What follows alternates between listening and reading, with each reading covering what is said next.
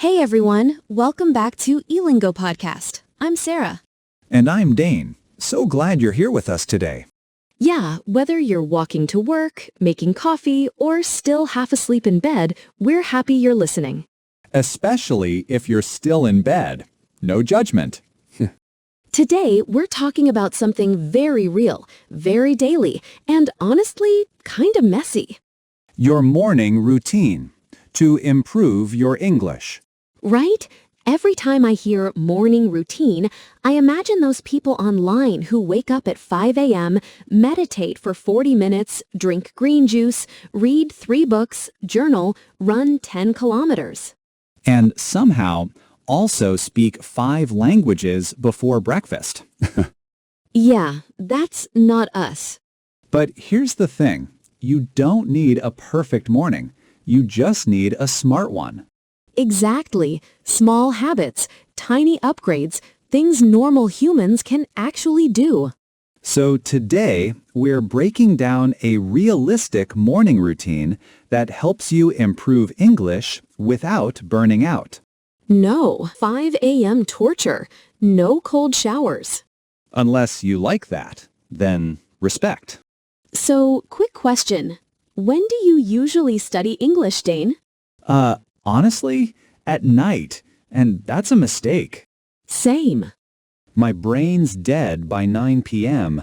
I'm staring at vocabulary like, what is language? Who am I? Everything looks familiar, but nothing makes sense. Yeah, research in cognitive psychology shows our willpower and focus are highest in the morning. They call it decision fatigue. As the day goes on, your brain gets tired from making choices. So if you wait until night to study English, you're basically using the worst version of your brain. Exactly. Night me just wants snacks and YouTube. Same. 100%. Okay, so let's build this routine step by step, from the moment you wake up. Yeah, real life, not some fantasy. Alarm rings. You open your eyes. You're like, ugh. First thought is not, let me practice grammar. Never. So let's make the first step incredibly easy. This is step 1. I'm listening. If it involves staying under the covers, I'm in. Good, because it does. You're still warm in bed. Maybe your eyes are still closed. Just lie there for 60 seconds. Don't reach for your phone. Instead, reach into your memory. For what? For the English you learned yesterday, try to recall 2 or 3 words or 1 key phrase. Just mentally quiz yourself. Oh, so you're testing yourself before you're even fully awake? Exactly. There's a powerful quote that fits this. Knowledge will only compound if it is retained. That's deep.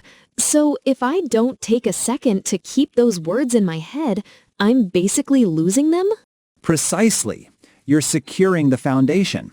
If you can recall it in that half-asleep state, it's locked in.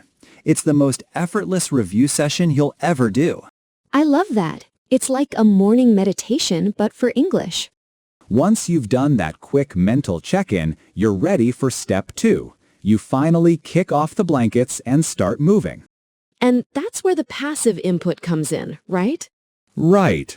Audio, podcasts, short videos, something you can listen to while brushing your teeth or making coffee. No pressure. You're just warming up your brain. Exactly.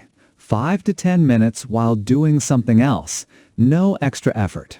Last month, I tried this where I played English podcasts every morning while cooking breakfast.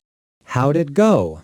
At first, I didn't even focus, like 50% attention, but after 2 weeks, I started catching phrases automatically.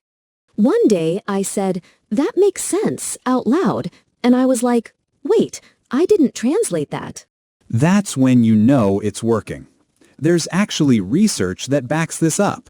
Studies show frequent exposure to a language, even passive listening, improves comprehension and pronunciation over time. So even if you think you're not learning, you kinda are. Sneaky learning. The best kind. Step 3 is where we add action, but still tiny. 2 minutes tiny. 2 minutes? That's it? Yep, micro speaking practice. But here's where you have two options. Options? Option A. Talk to yourself. Just describe what you're doing. I'm making coffee. I'm cutting bread. I need to hurry. Simple daily life English. That's so doable. Option B. Shadowing. That means listening to a short clip and repeating at the same time, copying their rhythm and pronunciation. That sounds harder. It is at first, but it's amazing for speaking fluency. I tried this 2 weeks ago with a 60-second YouTube video. Repeated it 5 times. By the end, I sounded way more natural. My mouth felt faster, less stuck. Mouth gym. Exactly. So pick one, either self-talk or shadowing. Just 2 minutes of speaking out loud. I tried something similar last week when I was late for work. Total chaos. I forced myself to think only in English, like, where are my keys? Why am I always late? Stress. English. Yeah, and weirdly, it felt more automatic. Because it was emotional. I wasn't translating. I just reacted. That's such a good point. Emotions speed up memory. Real situations help. Step 4. New words. I suggest 1 to 3 new words. That's it. Only 3? Yep, but use them immediately. Like learn, efficient, deadline, focus. Then make 3 sentences out loud. So you're actively using them. Exactly. Research from memory studies shows retrieval practice, forcing yourself to recall information, improves long-term retention way more than just rereading notes. So testing yourself beats studying? Pretty much. What about reading? Step 5. Read something short. 1 small article. Or even 1 paragraph.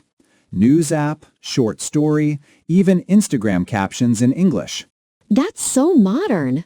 The key is consistency, not difficulty. James Clear talks about this in Atomic Habits. Make habits easy enough that you can't say no. Right. If you tell yourself read 30 minutes, you quit. If you say read 1 paragraph, you actually do it. And sometimes you keep going anyway. Bonus. So let's recap.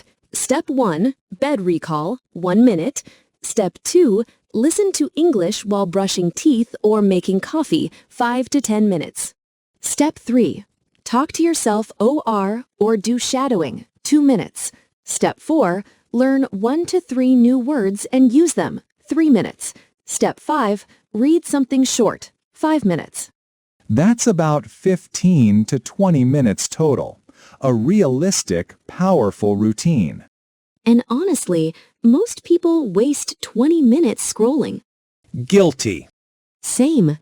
I like that this routine feels kind to yourself.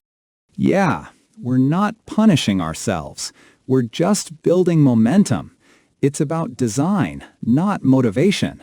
Ooh, that's a good line. You know what I like most about mornings, though? What? It's quiet. No notifications, no people texting. It feels like your brain belongs to you. Wow, that's deep. And that's probably why learning sticks better. Less distraction. So if you're listening right now and thinking, I don't have time, maybe just start with 5 minutes tomorrow. Just step 1. Maybe just the bed recall. That's 1 minute. Build slowly. Because honestly, the best routine is the one you actually keep. Not the perfect one you quit after 3 days. Been there. Okay, before we wrap up, what's your ideal morning English routine now? Mine's pretty simple. Step 1, in bed, Then make coffee with step 2, a podcast playing.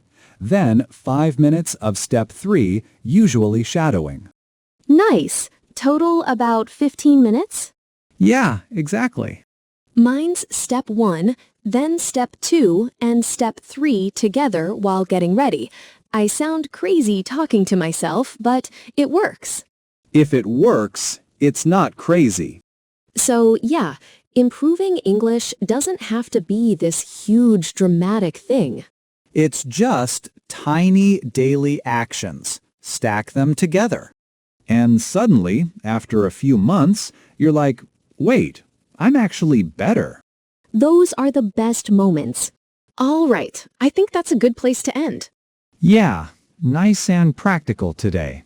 If you try this morning routine tomorrow, let us know how it goes. Seriously, message us. We love hearing your stories. And if this helped you, share the podcast with a friend who's learning English too. Don't study alone. Bring a buddy. Thanks for spending your morning with us. Or night, or whenever you're listening. True, but maybe try tomorrow morning, yeah?